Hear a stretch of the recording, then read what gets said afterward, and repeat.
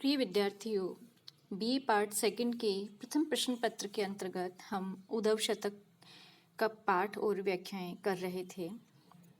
आज आपको इस व्याख्यान में उद्धव शतक के पदों की व्याख्या करवाई जाएगी। पद संख्या 35 से 40 तक के 39 तक आपको व्याख्याएं कराई जाएंगी। ध्यानपूर्वक सुने और पद का पाठ करें।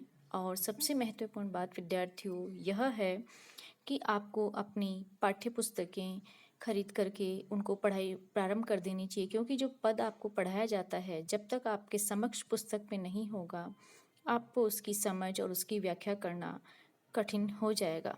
इसलिए अपनी सुविधा के लिए और अपने अध्ययन को सुचारू करने के लिए, सुचारू रूप से जारी रखने के लिए आप अपनी पाठ्य पुस्तकें, टेक्स्ट बुक्स अवश्य अपने पास रखें और उनसे अध्ययन करें।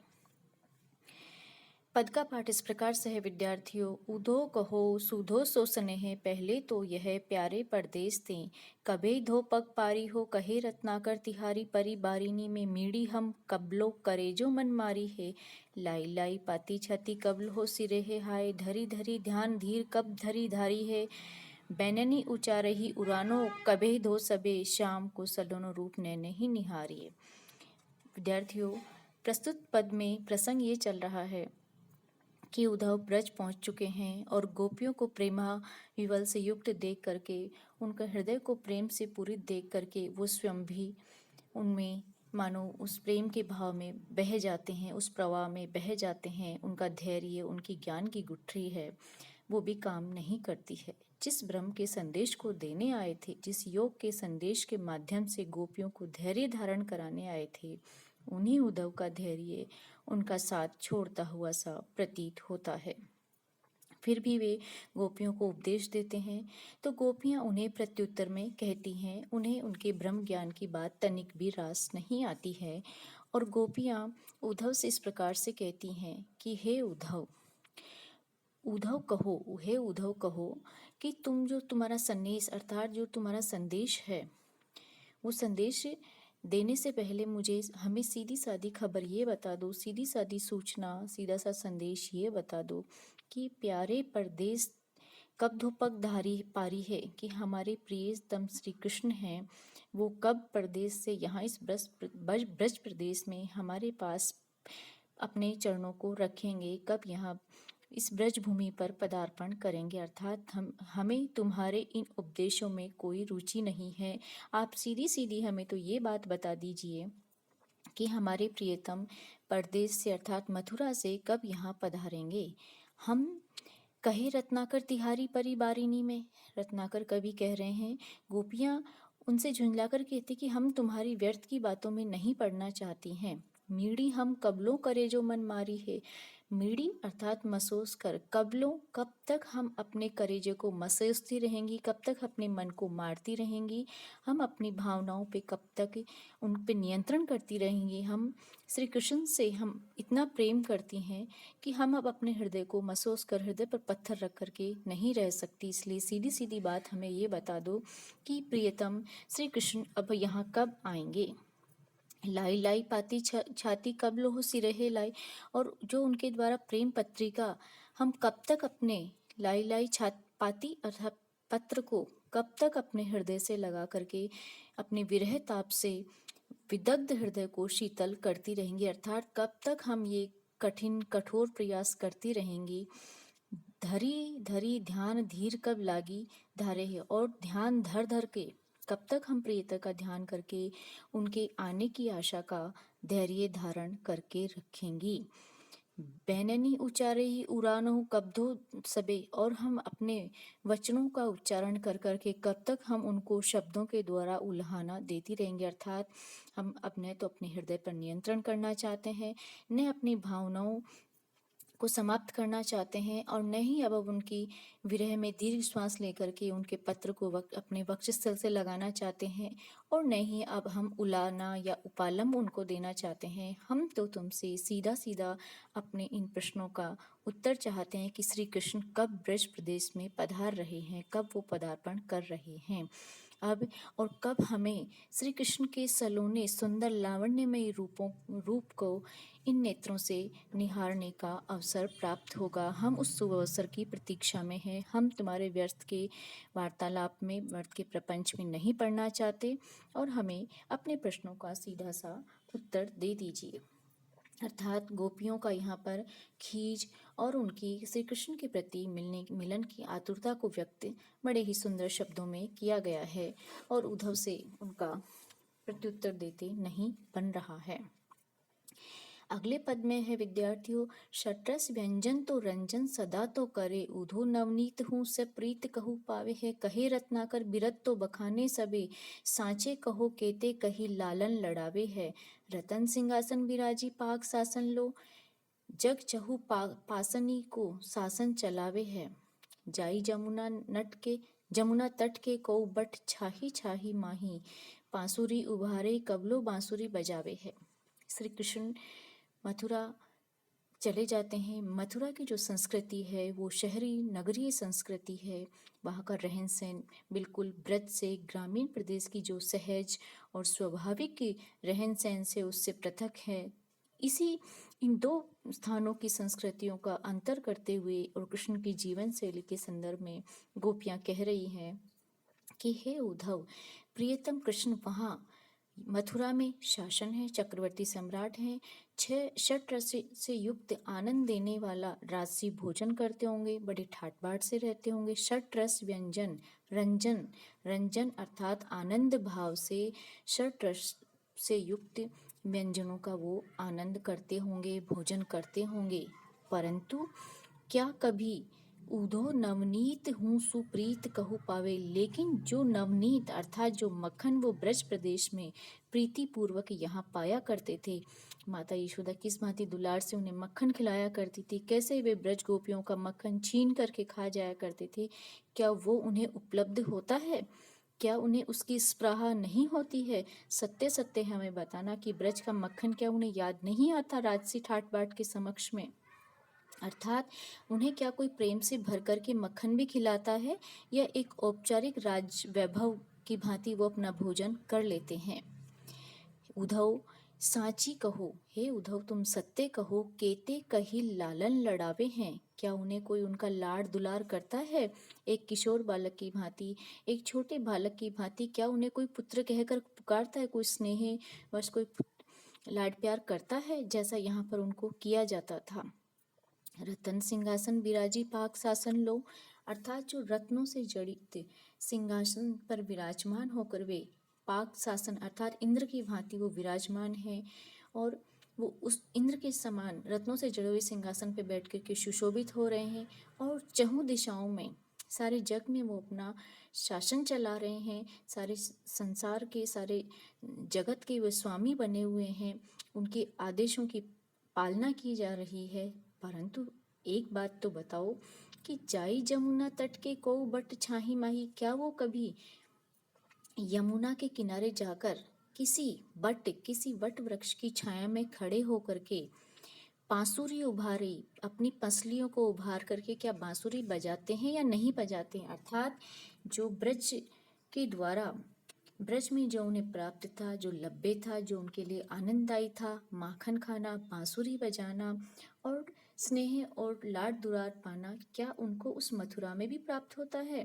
राजा बनने के बाद में भले ही वो राजा बन गए हों, इंद्र के समान सिंहासन पे सुशोभित होते हों, लेकिन बहुत ही सहज, सरल और स्वाभाविक जो हमारे ब्रज प्रदेश का माखन उनको उपलब्ध होता था, जो स्नेह उपलब्ध होता था और यमुना के कछारों में जाकर के जो बांसुरी बजाया करते थे, क्या वो आनंद, क्या वो सुख उनको वहाँ भी मिलता है या उस सुख की उनको कमी है और कभी उसकी वो स्मृति करते हैं क्या? हे उद्धव, हमारी ये जिज्ञासा है, हम जानना चाहते हैं, हमारे प्रश्नों का आप जवाब दीजिए।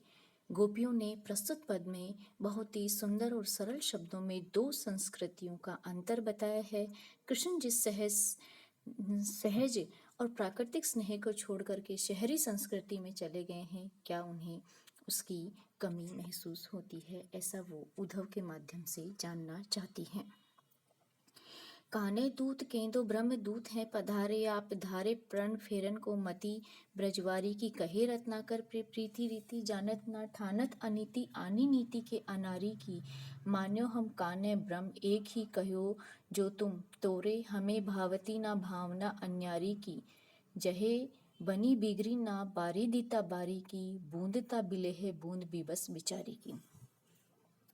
यहाँ पर पुनः उसी प्रसंग में गोपियाँ उद्धव से कहती हैं कि हे उद्धव, तुम सच सच बताना कि तुम कहने के दूत हो, तुम श्री कृष्ण के दूत बन के आए हो या ब्रह्म के दूत बन करके पधारे हो हमारे। क्या तुम अपने मित्र का संदेश लेकर आए हो या ब्रह्मा का संदेश लेकर आए हो? हमें बहुत ही तनिक भ्रम हो रहा है कि कदाचित तुम अपने मित्र के दूत होते, कृष्ण के दूत होते तो हमें कृष्ण प्रिय लगने वाली बातें कह करके हमारे विरहदग्ध से जल हृदय को शीतल करते, प्रिय वचन कहते, लेकिन तुम तो ज्ञान और ब्रह्म का संदेश लेकर आए हो। तो हमें संशय बना हुआ है कि कदाचित तुम ब्रह्मदूत हो या कहने के दूत हो। धारे प्रण फेरन को मति ब्रजवारी की, और ब्रज की स्त्रियों की, हम ब्रज ललनाओं के हृदय को बदलने का प्रण लेकर आए हो। तो क्या ऐसी प्रतिज्ञा लेकर आए हो? कहे रत्नाकर प्रीति रीति जानत ना। और रत्नाकर कवि कह रहे हैं, गोपियां उनको अपने व्यंग्योक्तियों के द्वारा कहती हैं कि तुम प्रीति की रीति अर्थात प्रेम के निर्वाह को, प्रेम के व्यवहार को तो बिल्कुल जानते ही नहीं, तुम अबूझ हो। इसीलिए ठानत अनीति, तुमने अनीति अर्थात जो नीति पूर्वक नहीं है वो कार्य करने का ठान लिया है। आनी नीति ले अनारी, और अनाड़ी व्यक्तियों की भांति तुम मूर्खों की तरह अनीति से भरे हुए काम करने पर उतारू हो गए हो, अर्थात तुम ऐसा लगता है कि विवेक शून्य हो गए हो और अनाड़ी और मूर्ख व्यक्ति की तरह जैसे बातें हमारे समक्ष कर रहे हो। मान्यो हम काने ब्रह्म एक ही कहो जो तुम, हमने मान लिया, तुमने उपदेश हमें यह दिया कि ब्रह्म और काने एक ही है, और हम तुम्हारी इस उक्ति को मानो स्वीकार कर लेते हैं। लेकिन हमें तुम्हारी जो अद्वैत वाली अद्वैत अन्यारी तहु हमें भावती ना भावना अन्यारी की, लेकिन हमें तुम्हारी ये भावना, ये विचार अन्यारी अर्थात अद्वैत वाला विचार है वो बिल्कुल भी स्वीकार्य नहीं है, वो तनिक भी प्रिय नहीं प्रतीत होता है। क्योंकि यदि हम तुम्हारे इस अद्वैतवाद की बात को स्वीकार करते हैं तो हमारा अस्तित्व ही संकट में पड़ जाता है। प्रस्तुत बात को रत्नाकर एक उदाहरण के द्वारा समझाते हैं। जैसे बनी बिगड़ी ना बारिदिता बारिदी की, बूंदता बिले है बूंद बिबस बिचारी की। जैसे बारिदिता, बारिदिता समुद्रत्व, उसका विशाल, उसकी गहनता, बारिदी समुद्र, जैसे समुद्र की समुद्रत्व है, उसकी जो गहनता है, उसकी अपार विशाल जल राशि है, उसमें कोई भी अंतर नहीं आता। एक बूंद उससे पृथक हो जाए या एक बूंद उसमें मिल जाए तो समुद्र की विशालता में, उसके विराट आकार में कोई भेद नहीं आता है। परंतु विवश और तुच्छ बूंद बिबस बिचारी, जो विवश एक बूंद है, छोटा सा जिसका अस्तित्व है, उसका अवश्य अस्तित्व समाप्त हो जाता है। उसी भांति हे उद्धव, यदि हम तुम्हारे अद्वैत को स्वीकार कर लेते हैं तो उसी प्रकार हमारे ज्ञान योग के उपदेशों से प्रियतम कृष्ण का तो कुछ नहीं बिगड़ने वाला, क्योंकि वो तो विशाल समुद्र के समान विराट है, ब्रह्म है तुम्हारे अनुसार, लेकिन हम गोपियों का अस्तित्व अवश्य समाप्त हो जाएगा। इसीलिए हमें तुम्हारी बातें कदाचित या बिल्कुल भी स्वीकार्य नहीं है। गोपियों के द्वारा बूंद और समुद्र का उदाहरण देकर के बहुत ही मार्मिकता से अपने अस्तित्व को बचाए रखने की गुहार उन्होंने की है। बड़ा मार्मिक वर्णन रत्नाकर के द्वारा किया गया है। विद्यार्थियों, अगला पद है, चोप करी चंदन चढ़ायो जिन अंगनी पे, तिन पे बजाई तूरी धूरी दरीबे कहो, रस रत्नाकर से स्नेह निवारियो जाही, ता कच्छ को हाय जटा जूट बटीबे कोहा, चंद अरविंद लो सरायो ब्रज चंद जाही, ता मुख को काक चचवंत करिहो करीबो कहो, छेदी छेदी छाती छलनी की बैन बाननी को, तामे पुनि ताई धीर नीर धरीबो कहा। विद्यार्थियों, पद का पाठ ध्यानपूर्वक सुने, तभी आपको अर्थ समझ में आएगा। और पुनः मैं कहती हूँ कि आप अपने समक्ष जब इस व्याख्यान को सुने तो अपने समक्ष पुस्तक रखें और पुस्तक में पद को पढ़ें साथ साथ में। चोप अर्थात उत्साह, गोपियों ने जब कृष्ण के मित्र के आगमन का संदेश सुना तो उन्होंने अपने अपने आप को सुसज्जित कर लिया, उत्साह से परिपूर्ण है कि अपने शरीर के अंगों पर चंदन आदि का लेप किया। लेकिन उन्हें अपनी आशा के विपरीत संदेश मिला तो वो बड़ी हतोत्साहित सी हो जाती हैं। इसीलिए वे उद्धव से कह रही हैं कि हे उद्धव, हमने जिन कोमल सुंदर अंगों पर उत्साहित होकर के चंदन आदि का लेप किया था, तिन पे बजाई तुरी धुरी दरीबो कहा, तुम उन अंगों पर सुगंधित द्रव्यों से सुसज्जित अंगों के लिए तुम तुरी तुरी एक वाद्य यंत्र होता है, तो उसको बजाकर भस्म धूरी दरीबो मिलना था, धूल मलने के लिए कह रहे हो या राख मलने के लिए कह रहे हो कि हम तो सांसारिक सुंदर स्त्रियां हैं, श्री कृष्ण से प्रेम करती हैं, हमने चंदन आदि अंगों से अपने चंदन आदि के द्रव्यों से सुगंधित द्रव्यों से अपने अंगों पर लेपन कर रखा है, लेकिन तुम उसके स्थान पे योग का संदेश देते योगियों की भांति हमारे शरीर पर धूल मलने की बात तुम कह रहे हो, जो हमें बिल्कुल भी प्रिय नहीं, स्वीकार्य नहीं, और ये ऐसी बातें तुम्हारी कटु लग रही हैं। रत्नाकर पुनः कह रहे हैं कि रस रत्नाकर से स्नेह निवार्यो जाहि ता कच को हाय जटा जूट बटीबो कहा, कि तुम हमारे उन सुकोमल सुगंधित घने केशों को, जिन्हें कृष्ण बड़े प्यार से सुलझाया करते थे, निवारियों सुलझाया करते थे, कच्च अर्थात हमारी केश राशि को वहां पर जटाजूट बांधने की बात कह रहे हो, साधुओं की भांति योगियों की भांति जूटों से बांधने को कह रहे हो, अर्थात हमारे सौंदर्य को नष्ट करने की बात कह रहे हो। भला किस स्त्री को ऐसी बात प्रिय होगी। चंद अरविंद लो सराहो ब्रज चंद चाहे, ब्रज चंद अर्थात श्री कृष्ण ने हमारे जिस मुख को अरविंद कहा, चंद्रमा कहा अर्थात चंद्र और कमल कह करके सराहा था, जिसकी प्रशंसा की थी, अब तुम उसी मुख को ता मुख को काक चंचवत करीबो कहो, तुम उसी मुख को कौवे की चोंच की भांति विकृत करने की बात कह रहे हो, जो हम कैसे भला मान सकते हैं। हे उद्धव, क्या तुम्हें ज्ञान नहीं है कि तुम किन स्त्रियों के समक्ष किस प्रकार की बात कर रहे हो। भला ये बात तुम किसी योगी पुरुष के समक्ष करते तो तुम्हारी बात को मान भी लेता, स्वीकार भी कर लेता।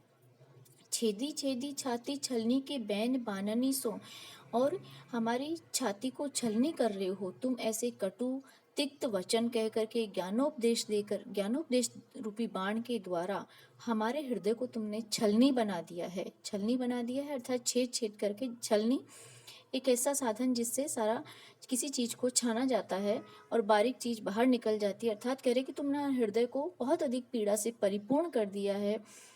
अब तुम उसी छलनी हुए तामे पुनि ताई धीर नीर धरी, वो उसी छलनी हृदय में तुम क्या धारण करने की बात कह रहे हो, धैर्य रूपी नीर धारण करने की बात कह रहे हो। ये तुम्हारा कैसा ज्ञानोपदेश है, हमारी सांसारिक बुद्धि से, हमारी सामान्य बुद्धि से समझ के परे है। अर्थात गोपियां कह रही हैं कि हे उद्धव, तुम्हारे इन ज्ञानोपदेश रूपी बाणों से हमारा हृदय छलनी हो गया है, हमारे हृदय में अनेक छेद हो गए, अर्थात बहुत अधिक पीड़ा हो गई है, और इस पीड़ित हृदय में को तुम अब धैर्य धारण करने की बात कर रहे हो, धैर्य रूपी जल को धारण करने की बात कर रहे हो, जो एक असंभव कार्य है, यह सब नहीं हो सकता है। प्रस्तुत पद में गोपियों की अनेक उदाहरणों के द्वारा बताया गया कि योग किस भांति हमारे लिए अव्यवहारिक और अस्वीकार्य है। निर्धीर में रूपक अलंकार है और यहाँ पर अनुप्रास की छटा अद्भुत है।